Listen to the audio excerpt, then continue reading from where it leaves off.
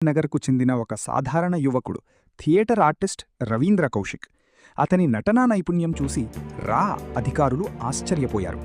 23 ఏళ్ల వయస్సులో దేశం కోసం తన గుర్తింపును పూర్తిగా వదులుకోవటానికి అతను సిద్ధమయ్యాడు. ఉర్దూ నేర్చుకుని ఇస్లామిక్ గ్రంథాలను పఠించి తన పేరును నబీ అహ్మద్ షాకీర్గా మార్చుకున్నాడు. పాకిస్తాన్లోకి ప్రవేశించిన తర్వాత రవీంద్ర తన తెలివితేటలతో అక్కడి సమాజంలో కలిసిపోయాడు. కరాచీ యూనివర్సిటీలో ఎల్ఎల్బీ పూర్తి చేసి పాకిస్తాన్ ఆర్మీలో చేరాడు.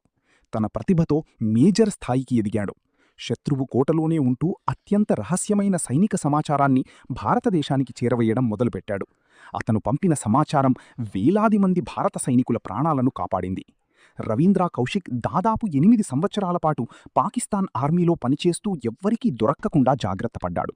కానీ 1983లో విధి వంచింది. అతనిని కలవడానికి వెళ్లిన మరో భారతీయ గూఢచారి ఇనాయత్ అలీ